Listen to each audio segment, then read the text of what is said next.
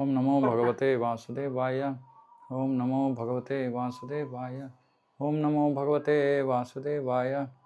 नारायणं नमस्कृत्य नरं चैव नरोत्तमं देवीं सरस्वतीं व्यासं ततो जयमुदीरयेत्।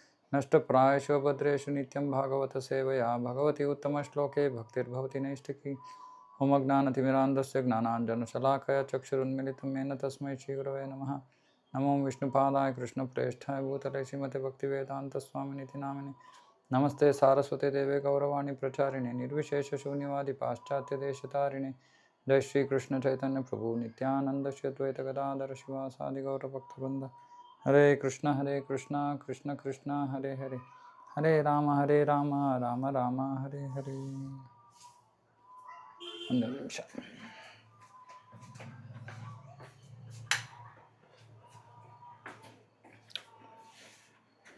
ಓಕೆ.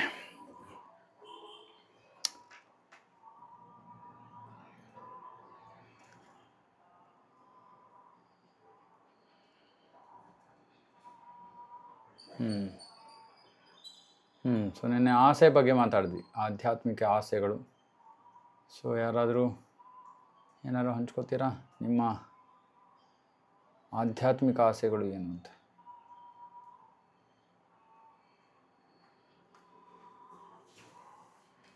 ಇಲ್ಲ ಅಂದರೆ ಮುಂದುವರ್ಸೋಣ. ವೈಷ್ಣವ ಸಂಘ ಬೇಕು ಅಂತ ಹೇಳಿ ನನ್ನ ಆಸೆ. ವೈಷ್ಣವ ಸಂಘ, ಓಕೆ.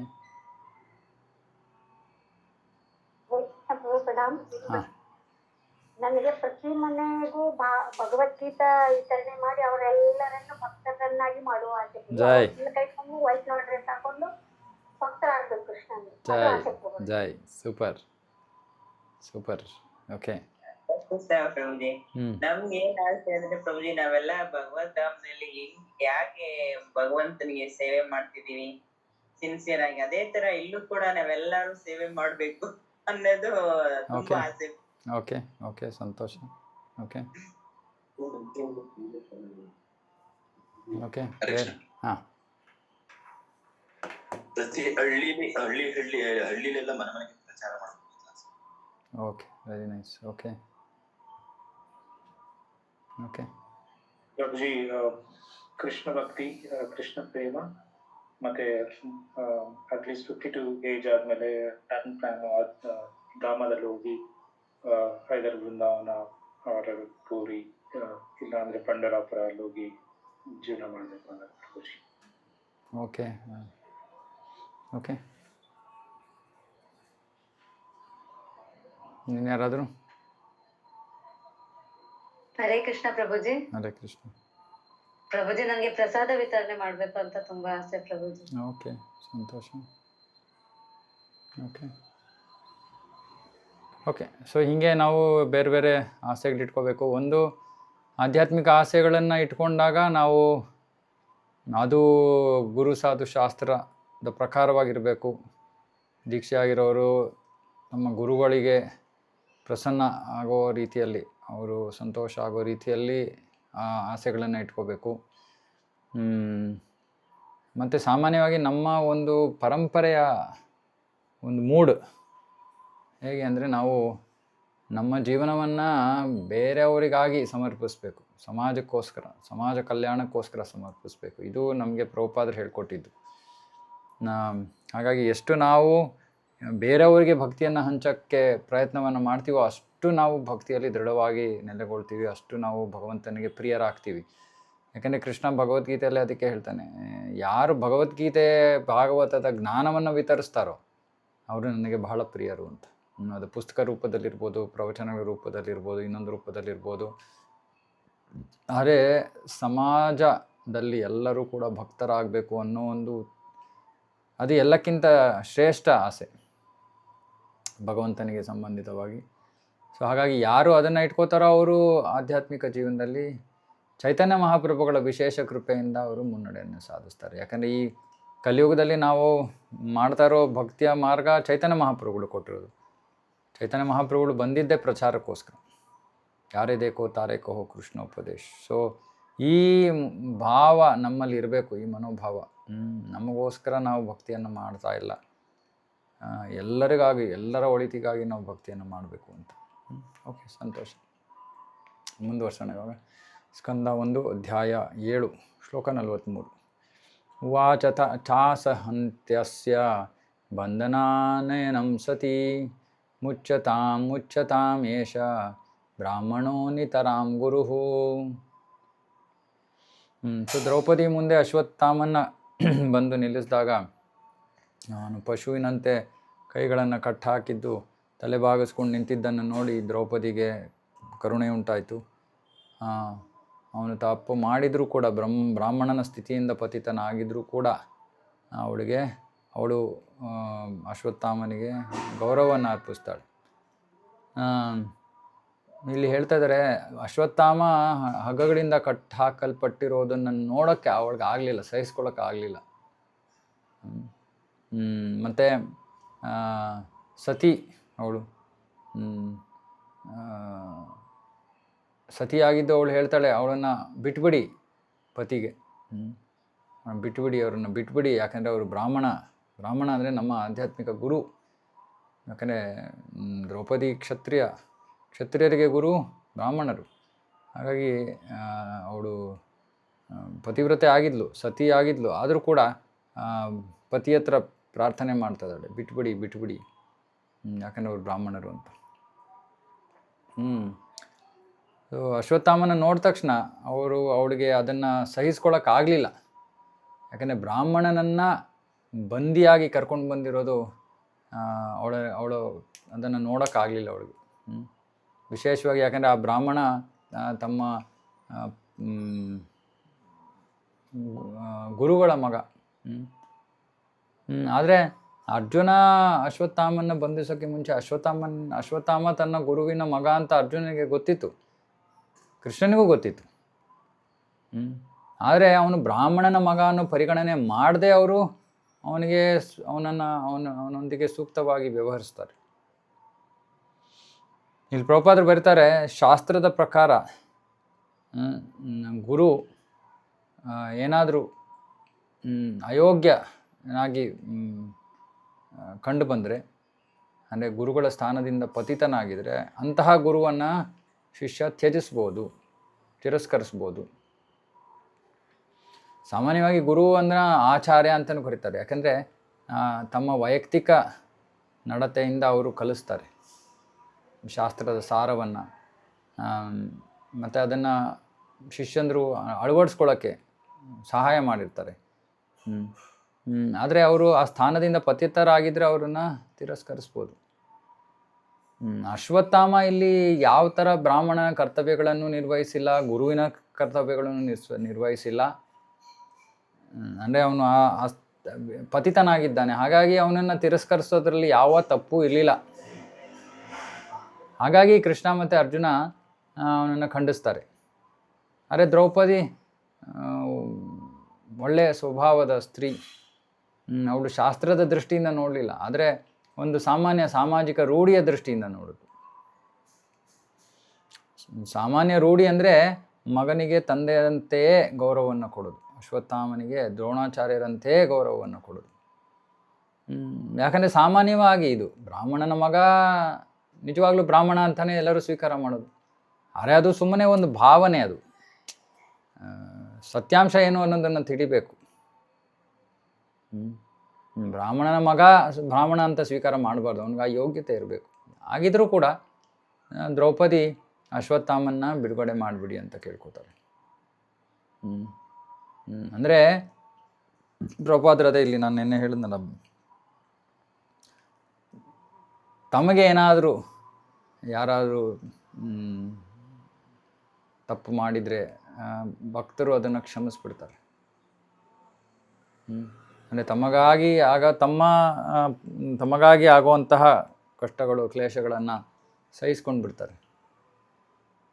ಆದರೆ ಒಬ್ಬ ವೈರಿಗೂ ಕೂಡ ಭಕ್ತ ನಿರ್ದಯನಾಗೋದಿಲ್ಲ, ದಯೆಯನ್ನು ತೋರ್ತಾನೆ. ಇದು ಪ್ರಭುಪಾದರು ಬರೀತಾರೆ, ಇದು ವೈಷ್ಣವ ಗುಣಲಕ್ಷಣ. ವೈರಿಯನ್ನೂ ಕೂಡ ಅವನು ವೈರಿಯೇ ಅಲ್ವೇನೋ ಅನ್ನೋ ರೀತಿಯಲ್ಲಿ ನಾವು ಅವರೊಂದಿಗೆ ವ್ಯವಹರಿಸಬೇಕು. ವೈಯಕ್ತಿಕವಾಗಿ ನಮಗೆ ಯಾವುದೇ ಥರ ಅನಾನುಕೂಲತೆ ಆಗಿದ್ರೂ ಕೂಡ ಅದನ್ನು ನಾವು ಸಹಿಸ್ಕೋಬೇಕು, ಕ್ಷಮಿಸ್ಬಿಡ್ಬೇಕು. ವ್ಯಕ್ತಿಯನ್ನು ನಾವು ಬೇರೆ ದೃಷ್ಟಿಯಿಂದ ನೋಡಬಾರ್ದು. ಇದು ಶುದ್ಧ ಭಕ್ತನ ಗುಣಲಕ್ಷಣ. ಎಷ್ಟೊಂದು ಉದಾಹರಣೆಗಳಿದೆ ಇದರಲ್ಲಿ. ಚೈತನ್ಯ ಚರಿತಾಮೃತದಲ್ಲಿ ಒಂದ್ಸತಿ ಶ್ರೀವಾಸ ಠಾಕೂರರಿಗೆ ಯಾರೋ ಒಬ್ಬರು ಅಗೌರವವನ್ನು ತೋರ್ತಾರೆ. ಅದನ್ನು ನೋಡಿ ಚೈತನ್ಯ ಮಹಾಪ್ರಭುಗಳಿಗೆ ಬಹಳ ಸಿಟ್ಟು ಬರುತ್ತೆ. ಆಗ ಕ್ಷಮಾಪಣೆಯನ್ನು ಆ ವ್ಯಕ್ತಿ ಕ್ಷಮಾಪಣೆಯನ್ನು ಕೇಳಿದಾಗ ಚೈತನ್ಯ ಮಹಾಪ್ರಭು ಹತ್ರ, ಚೈತನ್ಯ ಮಹಾಪ್ರಭು ಹೇಳ್ತಾರೆ, ನೀವು ಹೋಗಿ ಶ್ರೀವಾಸ್ ಹತ್ರ ಕ್ಷಮಾಪಣೆಯನ್ನು ಕೇಳಿ. ಶ್ರೀವಾಸ್ ಠಾಕೂರ್ ಹತ್ರ ಬಂದರೆ ಅವರು, ಇಲ್ಲ, ಈ ವ್ಯಕ್ತಿ ಏನು ತಪ್ಪೇ ಮಾಡಿಲ್ಲ ಅಂತಾರೆ. ಅಂದರೆ ತಪ್ಪೇ ಮಾಡಿಲ್ಲ ಅಂದರೆ ಕ್ಷಮಿಸೋ ಪ್ರಶ್ನೆ ಎಲ್ಲಿಂದ ಬಂತು ಅಂತ. ತಪ್ಪು ಮಾಡಿದರೂ ಕೂಡ ಅವರ ದೃಷ್ಟಿಯಲ್ಲಿ ಆ ವ್ಯಕ್ತಿ ಏನು ತಪ್ಪೇ ಮಾಡಿಲ್ಲ. ಸೊ ಅವ್ರು ಹೇಳ್ತಾ ಇದ್ದಾರೆ, ನಾನು ಹೆಂಗೆ ಕ್ಷಮಿಸ್ಲಿ, ಅವನು ನನ್ನ ಪರವಾಗಿ ನನ್ನ ಪ್ರತಿ ಏನು ತಪ್ಪೇ ಮಾಡಿಲ್ಲ ಅವನು. ಅವಾಗ ಭಕ್ತರೆಲ್ಲ ಹೇಳ್ತಾರೆ, ಶ್ರೀವಾಸ್ ಪಂಡಿತರೇ, ದಯವಿಟ್ಟು ನೀವು ಅವನು ತಪ್ಪು ಮಾಡಿದ್ದಾನೆ, ಕ್ಷಮಿಸ್ಬಿಟ್ಟಿದ್ದೀನಿ ನಾನು ಅಂತ ಹೇಳಿ. ಇಲ್ಲಾಂದರೆ ಚೈತನ್ಯ ಮಹಾಪ್ರಭು ಅವರನ್ನು ಕ್ಷಮಿಸೋದೇ ಇಲ್ಲ. ಯಾಕಂದರೆ ಚೈತನ್ಯ ಮಹಾಪ್ರಭುಗಳು ನೋಡಿದ್ದಾರೆ ಶಾಸ್ತ್ರದ ಪ್ರಕಾರವಾಗಿ ಆ ವ್ಯಕ್ತಿ ಶ್ರೀವಾಸರಿಗೆ ಅವರೆಡೆಗೆ ಅಪರಾಧವನ್ನು ಮಾಡಿದ್ದಾನೆ, ತಪ್ಪನ್ನು ಮಾಡಿದ್ದಾನೆ. ಶುದ್ಧ ಭಕ್ತ ಅದನ್ನು ನೋಡೋದಿಲ್ಲ, ಆದರೆ ಭಗವಂತ ಅದನ್ನು ನಿರ್ಲಕ್ಷಿಸೋದಿಲ್ಲ. ಇದು ಬಹಳ ಬಹಳ ಮುಖ್ಯ. ಭಗವದ್ಗೀತೆಯಲ್ಲೂ ಕೂಡ ಪ್ರಭುಪಾದ ಹೇಳ್ತಾರೆ, ಶುದ್ಧ ಭಕ್ತನೆಡೆಗೆ ಯಾರಾದರೂ ತೊಂದರೆಯನ್ನು ಮಾಡಿದ್ರೆ ಆ ಭಕ್ತರು ಅವನನ್ನು ಕ್ಷಮಿಸ್ಬಿಡುವುದಾದ್ರೆ ಭಗವಂತ ಯಾವತ್ತೂ ಕ್ಷಮಿಸೋದಿಲ್ಲ. ಇದಕ್ಕೆ ವೈಷ್ಣವ ಅಪರಾಧ ಅಂತ ಕರೀತಾರೆ. ಇದು 10 ನಾಮಾಪರಾಧಗಳಲ್ಲಿ ಮೊದಲನೆಯದು ವೈಷ್ಣವ ಅಪರಾಧ, ವೈಷ್ಣವರ ನಿಂದನೆ. ಇವಾಗ ಇದೊಂದು ಸಾಮಾನ್ಯ ರೂಢಿ ಇಸ್ಕಾನ್ನಲ್ಲಿ, ಸುಮ್ಮನೆ ಬೇರೆಯವ್ರ ಬಗ್ಗೆ ಮಾತಾಡೋದು, ಕೆಲಸ ಇಲ್ಲ ಕಾರ್ಯ ಇಲ್ಲ, ಇನ್ನೊಬ್ಬರ ಬಗ್ಗೆ ಟೀಕಿಸೋದು ಇನ್ನೊಬ್ಬರನ್ನು. ಇವಾಗ ಇದರಲ್ಲಿ ದಯವಿಟ್ಟು ಕೇಳ್ಕೊಳ್ಳಿ, ಯಾರು ಟೀಕಿಸ್ತಾರೋ ಅವ್ರಿಗೆ ಅಂತೂ ನೇರವಾಗಿ ಅವರು ಅದರಲ್ಲಿ ಸಿಕ್ಕಾಕೋತಾರೆ.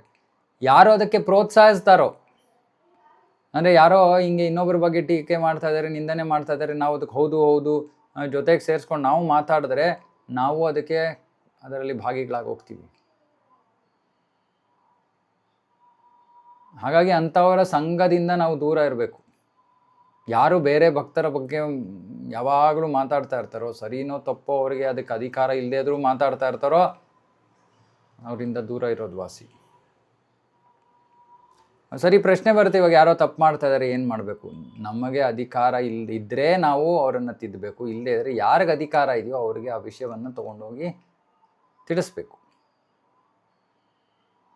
ನಾವೇ ಅದನ್ನು ಅಧಿಕಾರವನ್ನು ಕೈಯಲ್ಲಿ ತೊಗೊಂಡು ನಾವೇ ವ್ಯಕ್ತಿಯ ಬಗ್ಗೆ ಇದು ಮಾಡೋದು, ಅದು ಸಾಮಾನ್ಯವಾಗಿ ನಾವೇನು ಮಾಡ್ತೀವಿ, ವ್ಯಕ್ತಿಯ ಮುಂದೆ ಮಾತಾಡಲ್ಲ, ವ್ಯಕ್ತಿಯ ಹಿಂದೆ ಮಾತಾಡ್ತೀವಿ. ಇದು ಇನ್ನೊಂದು ಬಹಳ ಕೆಟ್ಟ ಬುದ್ಧಿ.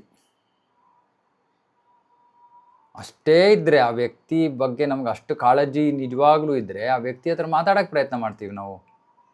ಅದೇ ನಮಗೆ ನಿಜವಾಗ್ಲೂ ಆ ವ್ಯಕ್ತಿ ಬಗ್ಗೆ ಕಾಳಜಿ ಇಲ್ಲ, ನಮಗೆ ಸುಮ್ಮನೆ ಇನ್ನೊಬ್ಬರನ್ನ ಕೆಳಗಡೆ ಇಳಿಸೋದಕ್ಕೆ ನಮಗೆ ಇಷ್ಟ ಅಷ್ಟೇ. ನಮ್ಮನ್ನು ನಾವು ಮೇಲಿಟ್ಕೋಬೇಕು, ಅವರು ಇನ್ನು ನಮಗಿಂತ ಕೀಳು ಅನ್ನೋದು ತೋರಿಸ್ಬೇಕು ಅಷ್ಟೇ. ಆವಾಗ ಮಾತ್ರ ನಾವು ಅವ್ರ ಹಿಂದೆ ಮಾತಾಡ್ತೀವಿ. ಆವಾಗ ನಿಜವಾಗಿಯೂ ನಮಗೆ ಅವರ ಒಳಿತು, ನಾವು ಅವರು ತಪ್ಪು ಮಾಡ್ತಾ ಇದ್ದಾರೆ, ಅವರು ತಿದ್ಕೋಬೇಕು ಅನ್ನೋ ಇಚ್ಛೆ ಇರುತ್ತೋ, ನಿಜವಾದ ಇಚ್ಛೆ ಇದ್ದರೆ ನಾವು ಅವರನ್ನೇ ಸಮೀಪಿಸ್ತೀವಿ. ಅಥವಾ ಅವರಿಗೆ ಸರಿ ಹೋಗೋ ರೀತಿಯಲ್ಲಿ, ಅಥವಾ ಅವರು ಸರಿ ಹೋಗೋ ರೀತಿಯಲ್ಲಿ, ಅಂದರೆ ಯಾರು ಅವ್ರಿಗೆ ಹೇಳಬೇಕೋ ಅಂಥವ್ರ ಜೊತೆ ಮಾತಾಡ್ತೀವಿ. ಆ ವ್ಯಕ್ತಿಗೆ ಸಹಾಯ ಆಗೋ ರೀತಿಯಲ್ಲಿ ಮಾಡ್ತೀವಿ, ಸುಮ್ಮನೆ ಟೀಕ್ಸೋದಿಲ್ಲ. ಇದೊಂದು ಇಂಗ್ಲೀಷಲ್ಲಿ ಹೇಳ್ತೀವಲ್ಲ, ಗಾಸಿಪ್. ಭಕ್ತರ ಬಗ್ಗೆ ಮಾತಾಡಬಾರ್ದು. ಸುಮ್ಮನೆ ಒಂದು ನಿಯಮ ಮಾಡ್ಕೊಂಡ್ಬಿಡಿ ನಿಮ್ಮ ಜೀವನದಲ್ಲಿ, ನಾನು ಬೇರೆ ಭಕ್ತರ ಬಗ್ಗೆ ಮಾತಾಡಲ್ಲ. ಅವ್ರು ನನಗೆ ಏನಾದರೂ ತಪ್ಪು ಮಾಡಿದರೆ, ನನಗೆ ಬೇಜಾರಾಗೋ ರೀತಿಯಲ್ಲಿ ಮಾಡಿದರೆ ನಾನು ಅದನ್ನು ಸಹಿಸ್ಕೋತೀನಿ. ಅದನ್ನೇ ಇಲ್ಲಿ ಹೇಳ್ತಾರೋ ಪ್ರಭುಪಾದ, ನಾನು ಅದನ್ನು ಸಹಿಸ್ಕೋತೀನಿ. ಇಲ್ಲ ಪ್ರಭು, ನಾನು ಸಹಿಸ್ಕೊಂಡ್ಬಿಟ್ರೆ ಮತ್ತೆ ಅವ್ರು ಅದನ್ನೇ ಮಾಡ್ತಾ ಇರ್ತಾರೆ. ಹೌದು, ಕೃಷ್ಣನ ಇಚ್ಛೆ ಇಲ್ಲದೆ ಯಾವುದೂ ನಡೀತಾ ಇಲ್ಲ. ಆ ರೀತಿ ಏನೋ ಮತ್ತೆ ಆಗ್ತಾ ಇದೆ ಅಂದರೆ ಕೃಷ್ಣ ನಿಮಗೆ ಏನೋ ಕಲಿಸ್ತಾ ಇದ್ದಾನೆ, ಕಲಿಸೋಕ್ಕೆ ಉದ್ದೇಶದಿಂದ ಅದಕ್ಕೆ ಅನುಮತಿಸ್ತಾ ಇದ್ದಾನೆ. ಅದೇನದು ನಾನು ಕಲ್ತ್ಕೋಬೇಕಾಗಿರೋ ವಿಷಯ ಅನ್ನೋದನ್ನು ನಾವು ಯೋಚನೆ ಮಾಡದೆ ಸುಮ್ಮನೆ ಒಬ್ಬರಾದ್ಮೇಲೆ, ಅದು ಏನೋ ಅದಕ್ಕೆ ಕೊನೆಯೇ ಇಲ್ಲ. ಅದಕ್ಕೆ ನಾನು ನೋಡಿದ್ದೀನಿ ಭಕ್ತರು, ಒಬ್ಬರಾಯ್ತಾ ಸರಿ, ಅವರು ಸರಿ ಆಯಿತು, ಅವ್ರ ಬಗ್ಗೆ ಹಿಂಗಾಯಿತು, ಯಾರೋ ಬಂದು ಮಾತಾಡಿದ್ರು ನಿಲ್ಸು, ಇನ್ನೊಬ್ಬರ ಬಗ್ಗೆ ಇಟ್ಕೊಳ್ಳೋದು, ಅವ್ರದ್ದಾಯ್ತಾ ಇನ್ನೊಬ್ಬರ ಬಗ್ಗೆ ಹಿಡ್ಕೊಳ್ಳೋದು. ಯಾಕಂದರೆ ಅವರ ಸ್ವಭಾವನೇ ಆ ರೀತಿ ಇರುತ್ತೆ, ಟೀಕಿಸೋ ಸ್ವಭಾವ, ದೋಷ ಕಂಡುಹಿಡಿಯೋ ಸ್ವಭಾವ. ಕೃಷ್ಣ ಭಗವದ್ಗೀತೆಯಲ್ಲಿ ಹೇಳ್ತಾನೆ, ಇದು ಅಜ್ಞಾನದ ಲಕ್ಷಣ, ಇನ್ನೊಬ್ಬರಲ್ಲಿ ದೋಷ ಕಂಡುಹಿಡಿಯೋದು. ನಮಗೆ ಸುಮ್ಮನೆ ಹುಚ್ಚು, ನಮಗೆ ನಾನು ಶ್ರೇಷ್ಠ, ಬೇರೆಯವರೆಲ್ಲ ನನಗಿಂತ ಕೆಳಮಟ್ಟದಲ್ಲಿದ್ದಾರೆ. ಹಾಗಾಗಿ ಅವ್ರು ಎಷ್ಟು ಕೆಳಮಟ್ಟದಲ್ಲಿದ್ದಾರೆ ಅನ್ನೋದನ್ನು ನಾನು ತೋರಿಸ್ಬೇಕು, ಜಗತ್ತಿಗೆ ತೋರಿಸ್ಬೇಕು. ಇನ್ನು ಮಹಾ ಉದ್ಧಾರ ಮಾಡ್ತಾಯಿದ್ದೀವಿ ನಾವು, ಮಹಾ ದೊಡ್ಡ ಕಾರ್ಯ ಮಾಡ್ತಾ ಇರೋ ರೀತಿಯಲ್ಲಿ. ಶುದ್ಧ ಭಕ್ತರು ಹಿಂಗೆ ಮಾಡಲ್ಲ. ಶುದ್ಧ ಭಕ್ತರಿಗೆ ಗೊತ್ತು, ಶುದ್ಧ ಭಕ್ತರು ತಾವು ಶುದ್ಧ ಭಕ್ತರು ಅಂತ ಯೋಚನೆ ಮಾಡಲ್ಲ, ಬೇರೆಯವರು ಅವ್ರಿಗಿಂತ ಪ್ರಗತಿ ಹೊಂದಿರೋರು ಅಂತ ಆ ರೀತಿಯಲ್ಲಿ ಪರಿಗಣಿಸ್ತಾರೆ. ಮತ್ತು ಇವರು ಯೋಚನೆ ಮಾಡ್ತಾರೆ, ಅಯ್ಯೋ ನಾನು ಹೆಂಗೆ ಅವ್ರ ಬಗ್ಗೆ ಮಾತಾಡಲಿ, ನನಗೇನು ಯೋಗ್ಯತೆ ಇದೆ, ನಾನೇ ಭಕ್ತಿ ಸರಿಯಾಗಿ ಮಾಡ್ತಾಯಿಲ್ಲ, ನಾನು ಅವ್ರ ಬಗ್ಗೆ ಯಾಕೆ ಮಾತಾಡಲಿ. ಇದು ಶುದ್ಧ ಭಕ್ತನ ಗುಣಲಕ್ಷಣ. ನಿಜವಾಗಿಯೂ ಅವ್ರಿಗೆ ಎಲ್ಲ ಅರ್ಹತೆ ಯೋಗ್ಯತೆ ಇರುತ್ತೆ ಹೇಳೋದಕ್ಕೆ, ಯಾರು ಅವ್ರು ಹೇಳಲ್ಲ. ಯಾರು ಹೇಳ್ತಾರೆ? ಯಾರಿಗೆ ನಿಜವಾಗ್ಲೂ ಯೋಗ್ಯತೆ ಇಲ್ವೋ ಅವ್ರು ಹೇಳ್ತಾರೆ. ಇದು ಬಹಳ ಮುಖ್ಯ. ಇದನ್ನು ನಾವು ಅರ್ಥ ಮಾಡ್ಕೋಬೇಕು. ನಮ್ಮ ಭಕ್ತಿಯ ಜೀವನದ ಸರ್ವನಾಶವಾಗೋಗುತ್ತೆ ಇದು. ಇದಕ್ಕೆ ಚೈತನ್ಯ ಮಹಾಪ್ರಭು ಇದಕ್ಕೆ ಹುಚ್ಚಾನೆ ಅಪರಾಧ ಅಂತ ಕರೀತಾರೆ.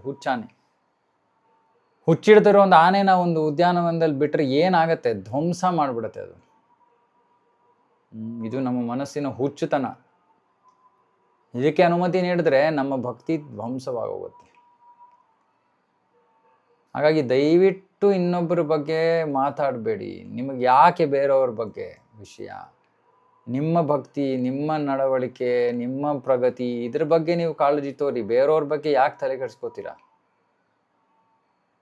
ಅಷ್ಟೊಂದು ನಿಜವಾಗ್ಲೂ ಯಾರೋ ತಪ್ಪು ಮಾಡ್ತಾ ಇದ್ದಾರೆ ಅಂದರೆ ದಯವಿಟ್ಟು ಅವರ ಅಧಿಕಾರಿಗಳು ಯಾರಿದ್ದಾರೋ ಅವ್ರಿಗೆ ಹೋಗಿ ಹೇಳಿ. ಇಲ್ಲ ದೇವಸ್ಥಾನ ಇದ್ದರೆ ದೇವಸ್ಥಾನ, ಪ್ರೆಸಿಡೆಂಟ್ ಇರ್ತಾರೆ, ಮುಖ್ಯಸ್ಥರು ಇರ್ತಾರೆ, ಅವ್ರಿಗೆ ಹೋಗಿ ಹೇಳಿ. ನೀವೇ ಆ ಸ್ಥಾನವನ್ನು ತಗೊಂಡು ಅಪರಾಧವನ್ನು ಮಾಡಿ ಹೆಂಗೆ ಅಂದರೆ, ನಾವು ಭಕ್ತಿಯೆಲ್ಲ ಮುಂದುವರಿಯೋದಕ್ಕೆ ಕಷ್ಟಪಟ್ಟು ಕುಂಟ್ಕೊಂಡು ಮುಂದೆ ಹೋಗ್ತಾ ಇರ್ತೀವಿ. ಈ ಥರ ಒಂದು ಮಾಡಿದ್ರೆ ಧಬಾರ್ ಅಂತ ಬಿದ್ದೋಗ್ತೀವಿ.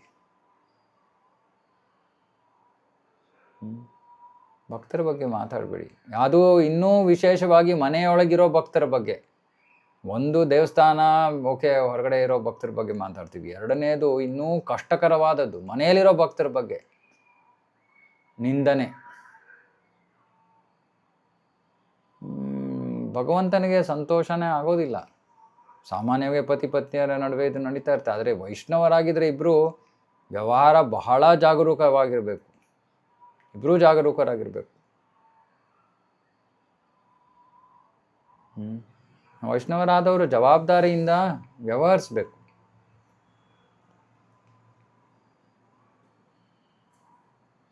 ಸೊ ಎಷ್ಟೊಂದು ವಿಷಯಗಳು ಇರುತ್ತೆ. ನಾವು ಬಹಳ ಉತ್ತಮ ಗುಣಮಟ್ಟದ ವ್ಯವಹಾರವನ್ನು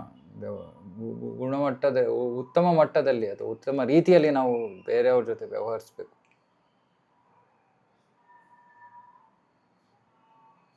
ನಾನು ಸಾಮಾನ್ಯವಾಗಿ ಹೇಳ್ತಾ ಇರ್ತೀನಿ, ಸ್ತ್ರೀಯರ ಜೊತೆ ಸಂಪರ್ಕದಲ್ಲಿರಿ, ಪುರುಷರ ಜೊತೆ ಸಂಪರ್ಕದಲ್ಲಿರಿ. ಇದೆಲ್ಲವನ್ನು ನಾವು ಮಾಡಿದ್ರೆ ಆವಾಗ ನಮಗೆ ಅನಾವಶ್ಯಕವಾಗಿ ಯಾವ ಗೊಂದಲದಲ್ಲೂ ಸಿಕ್ಕಾಕೊಳ್ಳೋ ಅವಶ್ಯಕತೆ ಇರಲ್ಲ. ಇದು ಭಕ್ತರ ಜೊತೆ ಹೇಗೆ ವ್ಯವಹರಿಸೋದು ಅನ್ನೋದೇ ಒಂದು ದೊಡ್ಡ ಪ್ರಶ್ನೆ. ಯಾರಿಗೂ ತರಬೇತಿ ಕೊಡ್ತಾ ಇಲ್ಲ ಯಾರು. ಹಾಗಾಗಿ ಎಲ್ಲರೂ ಇಷ್ಟ ಬಂದಂಗೆ ನಡ್ಕೋತಾ ಇದ್ದಾರೆ. ಇವಾಗ ಪ್ರಭುಪಾದರು ಕೊಟ್ಟಿರೋದು ಪುಸ್ತಕದಲ್ಲಿರೋದನ್ನು ಓದಿ ಅಳವಡಿಸ್ಕೊಳ್ಳೋ ಭಕ್ತರು ಇಸ್ಕಾನ್ನಲ್ಲಿ ಬಹಳ ಕಡಿಮೆ. ಹೆಚ್ಚು ಕಡಿಮೆ ಭಕ್ತರು ಇವಾಗ ಪ್ರಭುಪಾದರ ಪುಸ್ತಕಗಳನ್ನು ಓದೋದೇ ಬಿಟ್ಬಿಟ್ಟಿದ್ದಾರೆ. ಯಾಕೆ? ಅಲ್ಲಿ ಲೆಕ್ಚರ್ ಇದೆ, ಇಲ್ಲಿ ಲೆಕ್ಚರ್ ಇದೆ, ಇಂಟರ್ನೆಟ್ಟಲ್ಲಿದೆ, ಅದಿದೆ ಇದಿದೆ ಅಂತ. ಅದಕ್ಕೆ ನಾವಿಲ್ಲಿ ಏನು ಮಾಡ್ತಾಯಿದ್ದೀವಿ? ಲೈನ್ ಓದ್ತಾ ಇದ್ದೀವಿ. ಪ್ರಭುಪಾದರ ಭಾವಾರ್ಥವನ್ನು ಓದಿ ಅದನ್ನು ಅರ್ಥ ಮಾಡ್ಕೊಳ್ಳೋಕೆ ಪ್ರಯತ್ನ ಮಾಡ್ತಾಯಿದ್ದೀವಿ. ಯಾಕೆಂದರೆ ನಾನು ಪ್ರವಚನ ಕೊಟ್ಟರೆ, ನಾನು ಇವಾಗ ಈ ಒಂದು ಭಾವಾರ್ಥದಲ್ಲಿ 10-20 ಲೈನ್ ಇದೆ ಅಂದರೆ ನಾನು 1-2 ಲೈನ್ ಬಗ್ಗೆ ಮಾತಾಡ್ಬೋದು ಅಷ್ಟೇ. ಮುಖ್ಯವಾದನ್ನು ನಾನು ಬಿಟ್ಬಿಡ್ಬೋದು. ನನಗೆ ಅದ್ರ ಬಗ್ಗೆ ಮಾತಾಡೋಕ್ಕೆ ನನಗೆ ಬೇರೆ ಏನೋ ಯೋಚನೆ ಇಟ್ಕೊಂಡು ನಾನು ಬೇರೆ ರೀತಿಯಲ್ಲಿ ಮಾತಾಡಿರ್ಬೋದು. ಆದರೆ ಪ್ರಭುಪಾದರ ಪ್ರತಿಯೊಂದು ವಾಕ್ಯವೂ ಕೂಡ ಬಹಳ ಮುಖ್ಯವಾದವು. ಹಾಗಾಗಿ ಪ್ರಭುಪಾದರ ಪುಸ್ತಕಗಳನ್ನು ಓದ್ತಾ ಇಲ್ಲ, ಆಳವಾಗಿ ವಿಷಯಗಳನ್ನು ತಿಳ್ಕೊತಾ ಇಲ್ಲ, ಮೇಲ್ಮೇಲೆ ನಾವು ಎಲ್ಲ ಅರ್ಥ ಮಾಡ್ಕೊಳ್ಳೋಕೆ ಪ್ರಯತ್ನ ಮಾಡ್ತೀವಿ. ಇವಾಗ ತಪ್ಪುಗಳಾಗೇ ಆಗುತ್ತೆ. ಆಗ ನಮ್ಮ ಭಕ್ತಿ ಹಾಳಾಗತ್ತೆ, ಇನ್ನೇನೂ ಆಗೋದಿಲ್ಲ. ಸೊ ಬಹಳ ಜಾಗರೂಕರಾಗಿರಿ. ಅದೇ ನಮ್ಮ ಮೇಲೆ ಯಾರಾದರೂ ಏನೋ ದೌರ್ಜನ್ಯ ಮಾಡಿದ್ರು ಏನೂ ತೊಂದರೆ ಇಲ್ಲ. ಕೃಷ್ಣ ಇದ್ದಾನೆ, ಎಲ್ಲ ನ್ಯಾಯ ಕೊಡೋದಕ್ಕೆ ಕೃಷ್ಣ ಇದ್ದಾನೆ. ನಾವೇನು ಅದಕ್ಕೋಸ್ಕರ ತಲೆ ಕೆಡಿಸ್ಕೋಬೇಕಾದ್ರೆ. ಶ್ಲೋಕ 44. ಸರಹಸ್ಯೋ ಧನುರ್ವೇದಃ ಸವಿಸರ್ಗೋಪಸಂಯಮಃ ಅಸ್ತ್ರಗ್ರಾಮಶ್ಚ ಭವತಾ ಶಿಕ್ಷಿತೋ ಯದನುಗ್ರಹಾತ್. ದ್ರೌಪದಿ ಹೇಳ್ತಾರೆ, ದ್ರೋಣಾಚಾರ್ಯರ ಕೃಪೆಯಿಂದ ನೀವು ಶಸ್ತ್ರವಿದ್ಯೆಯನ್ನು ಕಲ್ತ್ಕೊಂಡ್ರಿ. ಬಾಣಗಳನ್ನು ಪ್ರಯೋಗಿಸೋದು, ಬಹಳ ಅಸ್ತ್ರಗಳನ್ನು ನಿಯಂತ್ರಿಸೋ ಗೌಪ್ಯವಾದ ಕಲೆ, ಇವೆಲ್ಲವನ್ನು ನೀವು ದ್ರೋಣಾಚಾರ್ಯರಿಂದ ಅವರ ಕೃಪೆಯಿಂದ ಕಲ್ತ್ಕೊಂಡಿದ್ದೀರಿ. ಧನುರ್ವೇದವನ್ನು ಅವರು ದ್ರೋಣಾಚಾರ್ಯರಿಂದ ಕಲ್ತ್ಕೊಂಡ್ರು. ಯಾಕಂದರೆ ಇವತ್ತಿನ ಒಂದು ಧನುರ್ವೇದ ಮಿಲಿಟರಿ ಸೈನ್ಸ್ ಅಂದರೆ ಸ್ಥೂಲ ಅಸ್ತ್ರಗಳು, ಎಲ್ಲ ಬಟನ್ ಒತ್ತುವ ಅಸ್ತ್ರಗಳು. ಆದರೆ ಮುಂಚೆ ಮಂತ್ರಗಳಿಂದ ಪ್ರಯೋಗ ಮಾಡೋದು, ಮಂತ್ರಗಳಿಂದ ನಿಯಂತ್ರಣ ಮಾಡೋದು, ಇದೆಲ್ಲ ಬಹಳ ಸೂಕ್ಷ್ಮವಾದ ವಿಜ್ಞಾನ.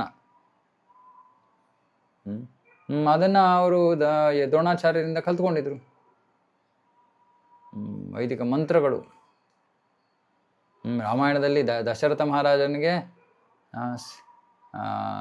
ಶಬ್ದ ವೇದಿ ಅಂದರೆ ಶಬ್ದವನ್ನು ಕೇಳಿಸ್ಕೊಂಡು ಆ ದಿಕ್ಕಿನಲ್ಲಿ ಬಾಣವನ್ನು ಪ್ರಯೋಗ ಮಾಡೋ ಒಂದು ಸಾಮರ್ಥ್ಯ ಇತ್ತು. ಆ ವಸ್ತುವನ್ನು ನೋಡ್ದೇನೆ. ಇದೆಲ್ಲ ಸೂಕ್ಷ್ಮವಾದ ಧನುರ್ವೇದ. ಇವತ್ತಿನ ಕಾಲದ್ದು ಎಲ್ಲ ಸ್ಥೂಲ ಧನುರ್ವೇದ. ಅರ್ಜುನ ಇವೆಲ್ಲವನ್ನು ಕಲ್ತ್ಕೊಂಡಿದ್ರಿಂದ ದ್ರೋಣಾಚಾರ್ಯರಿಂದ. ದ್ರೌಪದಿ ಹೇಳ್ತಾಳೆ, ನಿನಗೇನಾದರೂ ಒಂದು ಸ್ವಲ್ಪ ಹಂಗಿರ್ಬೇಕಲ್ವ, ಋಣ ಇರಬೇಕಲ್ವ ದ್ರೋಣಾಚಾರ್ಯರ ಪ್ರತಿ. ದ್ರೋಣಾಚಾರ್ಯರು ಇಲ್ಲೇ ಇರುವಾಗ ಅವರ ಮಗನೇ ಅವರ ಪ್ರತಿನಿಧಿ.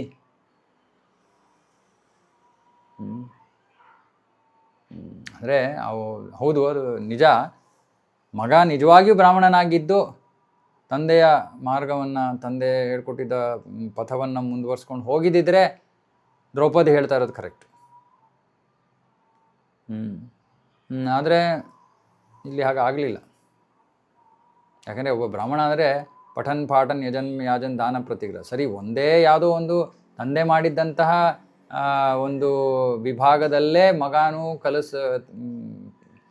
ಜ್ಞಾನಾರ್ಜನೆ ಅಥವಾ ಜ್ಞಾನ ವಿತರಣೆ ಮಾಡಬೇಕು ಅಂತಲ್ಲ, ಯಾವ್ದಾದ್ರು ಒಂದು. ಆದರೆ ಬ್ರಾಹ್ಮಣ ಅಂದರೆ ಪಠನ್ ಪಾಠನ್, ಶಾಸ್ತ್ರ ಓದೋದು, ಶಾಸ್ತ್ರ ಕಲಿಸೋದು, ಇದು ಇರಲೇಬೇಕು. ಧನುರ್ವೇದ ವೇದದ ಅಂಗ. ಅಶ್ವತ್ಥಾಮ ಹಾಗಾಗಿ ಈ ರೀತಿಯಲ್ಲಿ ಏನಾದ್ರು ತೊಡಗಿದ್ದಿದ್ರೆ ಆಗ ಅವನು ಯೋಗ್ಯ ಬ್ರಾಹ್ಮಣನ ಮಗ, ಬ್ರಾಹ್ಮಣ ಅಂತ ಹೇಳ್ಬೋದಾಯ್ತು. ಆದರೆ ಅವನು ಆ ರೀತಿಯಲ್ಲಿ ಏನೂ ಮಾಡಿರಲಿಲ್ಲ. ಹಾಗಾಗಿ ಅವನು ಬ್ರಹ್ಮಬಂಧು ಆದ.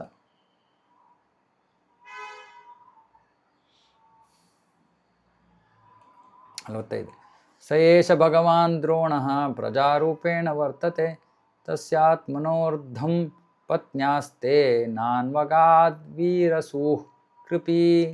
ಇವಾಗ ಪಾಪ ಅವಳು ತಾಯಿಯ ಸ್ಥಾನದಲ್ಲಿ ಇದ್ಕೊಂಡು ಹೇಳ್ತಿದ್ದಾಳೆ. ದ್ರೋಣಾಚಾರ್ಯರು ತಮ್ಮ ಮಗನಿಂದ ಪ್ರತಿನಿಧಿಸಲ್ಪಟ್ಟಿದ್ದಾರೆ. ಹಾಗಾಗಿ ಇನ್ನೂ ಅವರು ಇದ್ದಾರೆ ಇಲ್ಲಿ. ಯಾಕೆ? ಅವರ ಮಗ ಇರೋದ್ರಿಂದ, ಮಗನಲ್ಲಿ ಅವರು ಮಗ ಅವರ ಪ್ರತಿನಿಧಿ. ಹಾಗಾಗಿ ಅವರು ಆ ಒಂದು ರೀತಿಯಲ್ಲಿ ಅವರು ಇನ್ನೂ ಇದ್ದಾರೆ. ಮತ್ತು ಕೃಪಿ ಅವರ ಪತ್ನಿ, ದ್ರೋಣಾಚಾರ್ಯರ ಪತ್ನಿ, ಅವರು ಸಹಗಮನ ಮಾಡಲಿಲ್ಲ, ಅಂದರೆ ಅಗ್ನಿಯನ್ನು ಪ್ರವೇಶ ಮಾಡಲಿಲ್ಲ. ಯಾಕಂದರೆ ಮಗ ಇದ್ದ. ಮಗ ತಂದೆಯ ಪ್ರತಿನಿಧಿ ಅನ್ನೋ ರೀತಿಯಲ್ಲಿ ಹಾಗೆ ಪರಿಗಣಿಸಲಾಗೋದ್ರಿಂದ ಅವಳು ಕೃಪಿ ಸತಿ ಅಂದರೆ ಸಹಗಮನ ಮಾಡಲಿಲ್ಲ. ಪತಿಯ ಶರೀರದೊಂದಿಗೆ ಅವಳು ಅಗ್ನಿ ಪ್ರವೇಶ ಮಾಡಲಿಲ್ಲ. ಯಾಕಂದರೆ ಮಗ ತಂದೆಯ ಪ್ರತಿನಿಧಿ.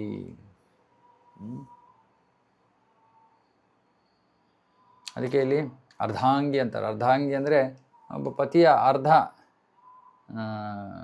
ಅಂಗದಷ್ಟು ಮುಖ್ಯ ಪತ್ನಿ.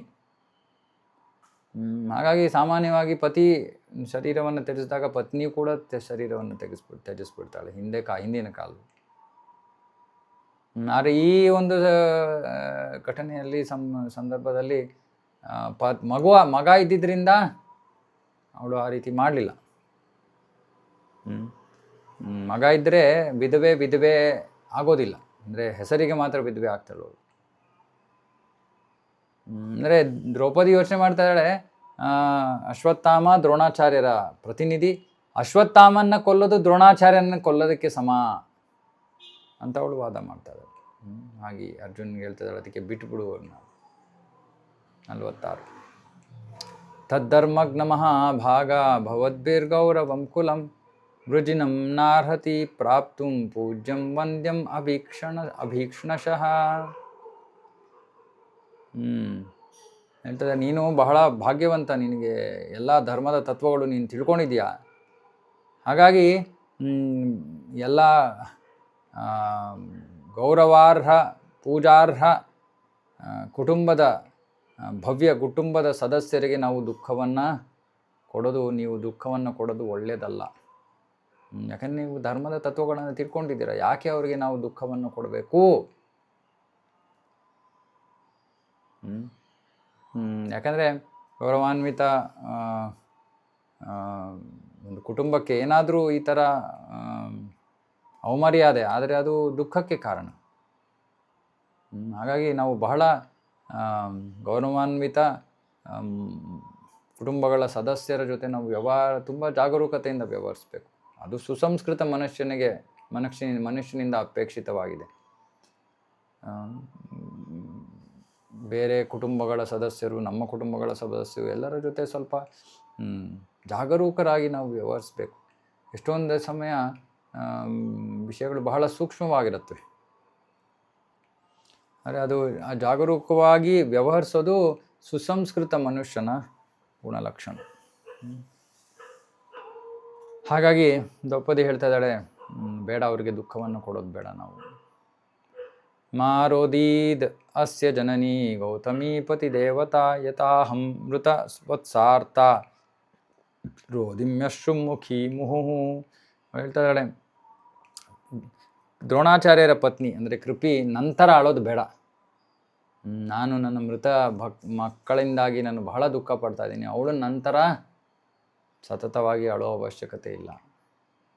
ಅಂದರೆ ನೋಡಿ ಎಷ್ಟು ದುಃಖದಲ್ಲಿದ್ದರು, ಸತತವಾಗಿ, ಅಂದರೆ ಅವಳು ಅಷ್ಟು ದುಃಖವನ್ನು ಅನುಭವಿಸ್ತಾ ಇದ್ದಾಳೆ ದ್ರೌಪದಿ.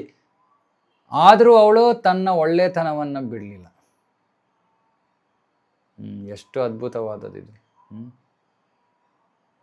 ತಾಯಿಯ ಭಾವನೆ, ಆ ಸ್ಥಾನದಲ್ಲಿ ನಿಂತ್ಕೊಂಡು ಅವಳು ಯೋಚನೆ ಮಾಡ್ತಾ ಇದ್ದಾಳೆ. ಮತ್ತು ಗೌರವಾನ್ವಿತ ದ್ರೋಣಾಚಾರ್ಯರ ಮನೆತನ, ಅವರ ಪತ್ನಿ, ಇದು ಬಹಳ ಧಾರ್ಮಿಕ ಒಂದು ದೃಷ್ಟಿಕೋನ. ಸ್ವಾರ್ಥದ ಉದ್ದೇಶದಿಂದ ಮಾತಾಡ್ತಾ ಇಲ್ಲ ದ್ರೌಪದಿ. ಅಂದರೆ ಅವ್ರು ನನಗೆ ನಮ್ಮನೆಗೆ ಕೇಡು ಮಾಡಿದ್ದಾರೆ, ಸರಿ ನಾವು ಅವ್ರಿಗೆ ಹೆಂಗೆ ಬೇಕೋ ಹಂಗೆ ಮಾಡೋಣ. ಹಿಂದಿನ ಕಾಲದಲ್ಲಿ ಇದೊಂದು ಮುಖ್ಯವಾದ ಪರಿಗಣನೆ. ಏನಿದ್ರೂ ಧರ್ಮಾಚರಣೆ, ಧಾರ್ಮಿಕ ತತ್ವ ಸರಿನಾ ತಪ್ಪ. ಅರ್ಜುನ ಕೂಡ ಇದೇ ಗೊಂದಲದಲ್ಲಿ ಸಿಕ್ಕಾಕೊಂಡ ಕುರುಕ್ಷೇತ್ರದ ಯುದ್ಧದಲ್ಲಿ. ಹಾಗಾಗಿ ಇದು ಬಹಳ ಮುಖ್ಯವಾದದ್ದು. ಸರಿ ತಪ್ಪು ಅನ್ನೋದನ್ನು ತಿಳ್ಕೊಂಡು ನಾವು ಜೀವನದಲ್ಲಿ ನಿರ್ಧಾರಗಳನ್ನು ತಗೋಬೇಕು. ಇವತ್ತು ನಾವು ನೋಡ್ತೀವಿ, ಭಕ್ತರಿಗೆ ನಿಜವಾಗ್ಲೂ ಸರಿ ತಪ್ಪು ಅನ್ನೋದು ಗೊತ್ತಿಲ್ಲ. ಮತ್ತೆ ಅದಕ್ಕೆ ಕಾರಣ ಪ್ರಭುಪಾದರ ಪುಸ್ತಕಗಳು ಓದದೇ ಇರೋದು. ಸೊ ಹಾಗಾಗಿ ಮನ ಬಂದಂತೆ ನಿರ್ಧಾರಗಳನ್ನು ತಗೋತಾರೆ, ಒಳ್ಳೆಯದಲ್ಲ ಅದು. ಅದಕ್ಕೆ ಯಾವಾಗಲೂ ಆಧ್ಯಾತ್ಮಿಕ ಜೀವನದಲ್ಲಿ ನಮಗಿಂತ ಮುಂದುವರೆದಿರುವಂತಹ ಭಕ್ತರ ಮಾರ್ಗದರ್ಶನದಲ್ಲಿ ನಾವಿರಬೇಕು. ಆವಾಗ ಅದು ನಮಗೆ ಒಂದು ರಕ್ಷಾ ಕವಚ ಇದ್ದಂಗೆ. ನಾವು ತಪ್ಪು ಮಾಡದೇ ಇರೋದರಿಂದ ಅವರು ನಮ್ಮನ್ನು ರಕ್ಷಿಸ್ತಾರೆ. ಬಹಳ ಮುಖ್ಯ. ನಮಗೆ ಸರಿ ತಪ್ಪಿನ ಪ್ರಜ್ಞೆನೇ ಇಲ್ಲದೆ ಇರ್ಬೋದು, ಸರಿ ಅಂದ್ಕೊಂಡು ತಪ್ಪು ಮಾಡ್ತಾ ಇರ್ಬೋದು ನಾವು, ಅದರಿಂದ ನಮಗೆ ಇನ್ನೂ ನಷ್ಟವಾಗ್ಬೋದು. ಸಾಮಾನ್ಯವಾಗಿ ಒಬ್ಬ ವ್ಯಕ್ತಿ ತನ್ನ ಜೀವನದಲ್ಲಿ ಎಷ್ಟು ಮುಳುಗೋಗ್ಬಿಟ್ಟಿರ್ತಾನೆ ಅಂದರೆ ಅವನಿಗೆ ತಾನು ಮಾಡ್ತಾ ಇರೋದು ಸರಿನೋ ತಪ್ಪು ಅನ್ನೋದೇ ಗೊತ್ತಾಗತ್ತಿಲ್ಲ. 48 ಜೈ ಕೋಪಿತಂ ಬ್ರಹ್ಮಕುಲಂ ರಾಜನ್ಯೈರಜಿತಾತ್ಮಭಿಃ ತತ್ಕುಲಂ ಪ್ರದಹತ್ಯಾಶು ಸಾನುಬಂಧಂ ಶುಚಾರ್ಪಿತಂ. ಹೇಳ್ತಾರೆ, ಇವಾಗ ಕ್ಷತ್ರಿಯರು ಅನಿಯಂತ್ರಿತ ಇಂದ್ರಿಯಗಳನ್ನು ಅನಿಯಂತ್ರಿತವಾಗಿ, ಅಂದರೆ ಇಷ್ಟ ಬಂದಂಗೆ ನಡ್ಕೊಂಡ್ರೆ, ಮತ್ತು ಆ ಅನಿಯಂತ್ರಿತ ಇಂದ್ರಿಯಗಳಿಂದಾಗಿ ಏನು ಮಾಡ್ತಾ ಇರೋರು ಬ್ರಾಹ್ಮಣರ ಮೇಲೆ ಅಪರಾಧವನ್ನು ಮಾಡ್ತಾರೆ. ಆಗ ಬ್ರಾಹ್ಮಣರು ಕುಪಿತರಾಗ್ತಾರೆ. ಆ ಕೋಪದ ಅಗ್ನಿ ಇಡೀ ರಾಜ ಕುಟುಂಬವನ್ನೇ ಸಾಮ್ರಾಜ್ಯವನ್ನೇ ನಾಶ ಮಾಡಿಬಿಡ್ಬೋದು, ಮತ್ತು ಎಲ್ಲರಿಗೂ ದುಃಖವನ್ನು ತರ್ಬೋದು. ರಾಜ ಮನೆತನ ನಾಶವಾಗ್ಬೋದು. ಮತ್ತು ಎಲ್ಲರಿಗೂ ಅದರಿಂದ ದುಃಖ ಉಂಟಾಗುತ್ತೆ. ಅಂದರೆ ಏನರ್ಥ, ಕ್ಷತ್ರಿಯರು ಯೋಗ್ಯ ಬ್ರಾಹ್ಮಣರ ಮಾರ್ಗದರ್ಶನದ ಅಡಿಯಲ್ಲಿರಬೇಕು. ಬ್ರಾಹ್ಮಣರು ಎಲ್ಲರಿಗಿಂತ ಬೇರೆ 3 ವರ್ಣಗಳಿಗಿಂತ ಆಧ್ಯಾತ್ಮಿಕವಾಗಿ ಪ್ರಗತಿಯನ್ನು ಸಾಧಿಸಿರುವಂಥ ಜನರು. ಹಾಗಾಗಿ ಬೇರೆ ವರ್ಣಗಳು, ಕ್ಷತ್ರಿಯ, ವೈಶ್ಯ, ಶೂದ್ರ, ಅವರನ್ನು ಗುರುವಾಗಿ ಪರಿಗಣಿಸ್ತಾರೆ ಬ್ರಾಹ್ಮಣನನ್ನು. ಹಾಗಾಗಿ ದ್ರೌಪದಿ ಹೇಳ್ತಾ ಇದ್ದಾಳೆ, ಅವರು ನಮ್ಮ ಗುರುಗಳು, ಅವರನ್ನು ಅವರೆಡೆಗೆ ನಾವು ಸರಿಯಾಗಿ ವ್ಯವಹರಿಸದೆ ಅವ್ರಿಗೆ ಅಪರಾಧವನ್ನು ಮಾಡಿದ್ರೆ ಅವರಿಗೆ ಕೋಪ ಬರುತ್ತೆ. ಆ ಕೋಪದ ಅಗ್ನಿಯಿಂದ ನಮ್ಮ ಇಡೀ ಮನೆತನವೇ ನಾಶವಾಗೋಗುತ್ತೆ. ಬೇಡ ಇಂಥ ಕೆಟ್ಟ ಕೆಲಸ. 49. ಸೂತ ಉವಾಚ ಧರ್ಮ್ಯಂ ನ್ಯಾಯಂ ಸಕರುಣಂ ನಿರ್ವ್ಯಲೀಕಂ ಸಮಂ ಮಹತ್ ರಾಜಧರ್ಮಸುತೋ ರಾಜ್ಞಾ ಪ್ರತ್ಯನಂದದ್ ವಚೋದ್ವಿಜಾಹ. ಇವಾಗ ದ್ರೌಪದಿ ಯಾವ್ಯಾವ ರೀತಿಯಲ್ಲಿ ಏನೇನು ವಿಷಯಗಳನ್ನು ಪರಿಗಣಿಸಿದ್ದಾಳೆ ಅಂತ ಇಲ್ಲಿ ಸೂತ ಗೋಸ್ವಾಮಿಯವರು ಹೇಳ್ತಾ ಇದ್ದಾರೆ. ಯುಧಿಷ್ಠಿರ ಮಹಾರಾಜ ರಾಣಿಯ ಎಲ್ಲ ಹೇಳಿಕೆಗಳನ್ನು ಸಮರ್ಥಿಸಿದ. ಯಾಕೆ? ಅವಳ ಹೇಳಿಕೆಗಳು ಧರ್ಮ ಸಮ್ಮತವಾಗಿತ್ತು, ನ್ಯಾಯ ಸಮ್ಮತವಾಗಿತ್ತು, ಧರ್ಮದ ಪ್ರಕಾರವಾಗಿತ್ತು, ಕರುಣೆಯಿಂದ ಆಗಿತ್ತು, ಬೂಟಾಟಿಕೆಯಿಂದ ಆಗಿರಲಿಲ್ಲ, ಸಮಾನ ದೃಷ್ಟಿಯಿಂದ ಆಗಿತ್ತು, ಮತ್ತು ಭವ್ಯವಾಗಿತ್ತು. ಈ ಎಲ್ಲ ಪರಿಗಣನೆಗಳಿಂದಾಗಿ ಯುಧಿಷ್ಠಿರ ಮಹಾರಾಜ ಹೇಳ್ತಾ ಇದ್ದಾನೆ, ಅವಳು ಹೇಳಿದ್ದು ಸರಿ. ಧರ್ಮ ಸಮ್ಮತವಾಗಿದ್ದು, ನ್ಯಾಯ ಸಮ್ಮತವಾಗಿದ್ದು, ಕರುಣಾಪೂರ್ಣವಾಗಿದ್ದು, ಬೂಟಾಟಿಕೆ ಇಲ್ಲದೇ ಇದ್ದಿದ್ದಂಥದ್ದು, ಸಮಾನ ದೃಷ್ಟಿಯನ್ನು ಹೊಂದಿದ್ದಂಥ ಭವ್ಯವಾದ ಮಾತುಗಳನ್ನು ಆಡಿದಾಳೆ ದ್ರೌಪದಿ. ಇದು ಬಹಳ ಮುಖ್ಯ. ಇದು ಸ್ತ್ರೀಯರ ಒಂದು ಆಭರಣ, ಆಭೂಷಣ ಇದು. ಯುಧಿಷ್ಠಿರ ಧರ್ಮರಾಜನ ಮಗ. ಹಾಗಾಗಿ ಅವನು ದ್ರೌಪದಿ ಹೇಳಿದ್ದೆಲ್ಲ ಸರಿ ಅಂತ ಹೇಳಿದ್ರೆ ಅಂದರೆ ಅದು ಧರ್ಮದ ಧರ್ಮದ ಪ್ರಕಾರವಾಗಿತ್ತು ಅಂತ ಅರ್ಥ. ಹಾಗಾಗಿ ಅರ್ಜುನ ಅಶ್ವತ್ಥಾಮನ್ನ ಬಿಡುಗಡೆ ಮಾಡಬೇಕು. ಯಾಕೆಂದರೆ ಅರ್ಜುನ ಮತ್ತು ಅವರ ಕುಟುಂಬ ಋಣಬದ್ಧರಾಗಿದ್ದರು ದ್ರೋಣಾಚಾರ್ಯರ ಕುಟುಂಬದವರೊಡೆಗೆ. ಯಾಕೆಂದರೆ ಅರ್ಜುನ ಅವರಿಂದ ಧನುರ್ವೇದ ಕಲ್ತಿದ್ದಕ್ಕೆ. ಕೃತಜ್ಞರಾಗೋದ್ರೆ, ಕೃತಜ್ಞತೆ ತೋರ್ತೆ ಇಲ್ಲದೆ ಇದ್ದರೆ ಅದು ಸರಿಯಾದ ವ್ಯವಹಾರ ವರ್ತನೆ ಅಲ್ಲ. ಮತ್ತು ದ್ರೋಣಾಚಾರ್ಯರ ಪತ್ನಿ, ಅವರ ಅರ್ಧಾಂಗಿ, ಅವರನ್ನು ನಾವು ಕರುಣೆಯಿಂದ ನೋಡಬೇಕು.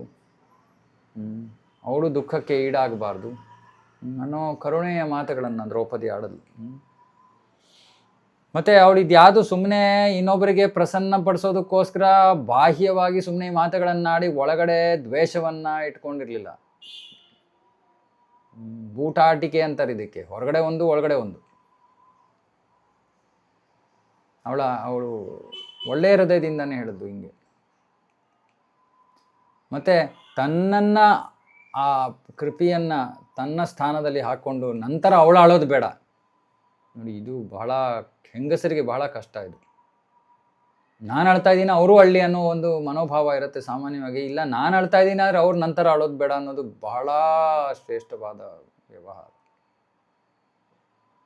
ಯಾಕೆಂದರೆ ಅವಳು ತಾಯಿ ಆಗಿದ್ದು, ಅವಳು ಅನುಭವಿಸಿರೋ ದುಃಖ ಇನ್ನೊಬ್ಬ ಸ್ತ್ರೀ ಅನುಭವಿಸಬಾರ್ದು ಅನ್ನೋ ದೃಷ್ಟಿಯಿಂದ. ಹಾಗಾಗಿ ಈ 5 ರೀತಿಗಳಲ್ಲಿ 5 ರೀತಿನ ಧರ್ಮಸಮ್ಮತವಾಗಿದ್ದು, ನ್ಯಾಯಸಮ್ಮತವಾಗಿದ್ದು, ಊಟಾಟಿಕೆ ಇಲ್ಲದೇ ಇರುವಂಥದ್ದು, ಕರುಣೆಯಿಂದ ತುಂಬಿದ್ದು, ಸಮಾನ ದೃಷ್ಟಿಯಿಂದ ಆಗಿದ್ದು, ಮತ್ತು ಭವ್ಯವಾಗಿದ್ದು.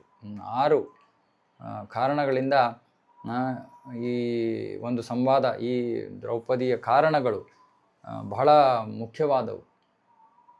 ಇದನ್ನು ಇನ್ನೂ ಚೆನ್ನಾಗಿ ಅಧ್ಯಯನ ಮಾಡ್ಬೋದು. ಓಕೆ.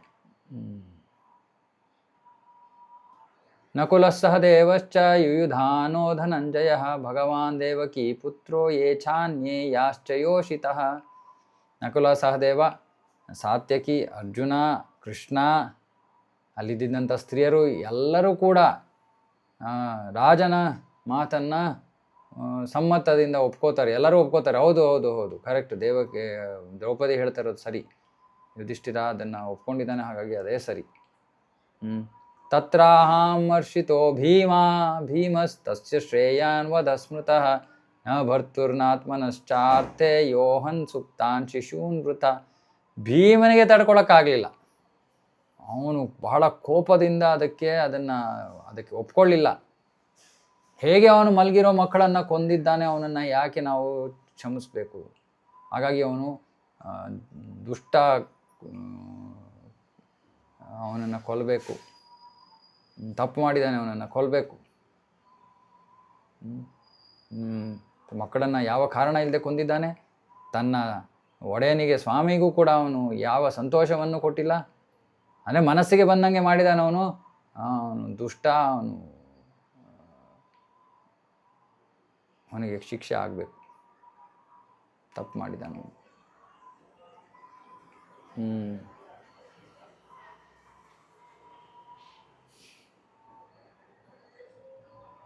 ನಿಶಮ್ಯ ಭೀಮ ಗದಿತಂ ದ್ರೌಪದ್ಯಾಶ್ಚ ಚತುರ್ಭುಜಃ ಆಲೋಕ್ಯ ವದನಂ ಸಖ್ಯುರಿದಮಾಹ ಹಸನ್ನಿವ. ತಕ್ಷಣ ಚತುರ್ಭುಜ ಕೃಷ್ಣನಿಗೆ ಎರಡೇ ಕೈಗಳಿರೋದು ಸಾಮಾನ್ಯವಾಗಿ, ಇನ್ನೆರಡು ಕೈಗಳು ಪ್ರಕಟ ಆಗ್ಬಿಟ್ವು. ಯಾಕೆ? ಭೀಮ ದ್ರೌಪದಿಯ ನಡುವೆ ಸ್ವಲ್ಪ ವಿವಾದ ನಡೀತಾ ಇದೆ. ಹಾಗಾಗಿ ತಕ್ಷಣ ಕೃಷ್ಣ ಎರಡು ಕೈಯಿಂದ ದ್ರೌಪದಿಯನ್ನು ತಡಿತಾನೆ, ಎರಡು ಕೈಯಿಂದ ಭೀಮನ್ನು ತಡಿತಾನೆ. ಮತ್ತು ಅರ್ಜುನನ ಕಡೆ ನೋಡ್ತಾನೆ, ತನ್ನ ಪ್ರಿಯ ಮಿತ್ರನಾದ ಅರ್ಜುನನ ಮುಖವನ್ನು ನೋಡಿ ವದನಂ ಸಖ್ಯು ಹಸನ್ನಿವ ನಸು ನಗ್ತಾ ಅವನು ಅರ್ಜುನನ ಜೊತೆ ಮಾತಾಡ್ತಾನೆ. ಹೇಗೆ ಕುರುಕ್ಷೇತ್ರ ಯುದ್ಧ ಭೂಮಿಯಲ್ಲೂ ಅದೇ ಮಾಡ್ದ ಕೃಷ್ಣ. ಅದಕ್ಕೆ ಭೀಮ ಅವನನ್ನು ಕೊಲ್ಲಬೇಕು ಅಂತ ಇದ್ದಾಳೆ, ದ್ರೌಪದಿ ಕೊಲ್ಲಬಾರ್ದು ಅಂತ ಇದ್ದಾಳೆ. ಸೊ ಹಾಗಾಗಿ ಕೃಷ್ಣ 4 ಕೈಗಳನ್ನು ಪ್ರದರ್ಶಿಸಬೇಕಾಗಿತ್ತು.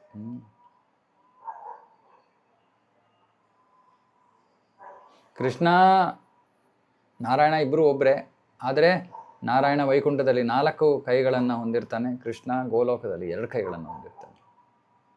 ಹಾಗಾಗಿ ಕೃಷ್ಣನೂ ಚತುರ್ಭುಜ ಅನ್ನೋದ್ರಲ್ಲಿ ಏನೂ ತಪ್ಪಿಲ್ಲ, ಯಾಕಂದರೆ ಇಬ್ಬರು ಒಬ್ಬರೇ, ಆದರೆ ಬೇರೆ ಬೇರೆ ಜಾಗಗಳಲ್ಲಿ ಬೇರೆ ಬೇರೆ ಗುಣಗಳನ್ನು ಪ್ರದರ್ಶಿಸ್ತಾನೆ. ಪ್ರಭುಪಾದರು ಬರೀತಾರೆ, ಬೇಕಿದ್ರೆ ಅವನು 1000 ಕೈಗಳನ್ನು ತೋರಿಸ್ಬೋದು ವಿಶ್ವರೂಪದಲ್ಲಿ ತೋರಿಸ್ದಂಗೆ. ಹಾಗಾಗಿ ಇದರಲ್ಲಿ ಯಾವ ತಪ್ಪು ಇಲ್ಲ.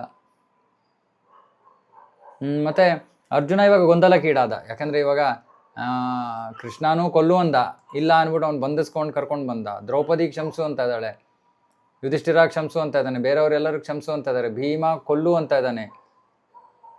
ಹಾಗಾಗಿ ಅವನು ದಿಗ್ಭ್ರಾಂತನಾಗೋದ ಅರ್ಜುನ.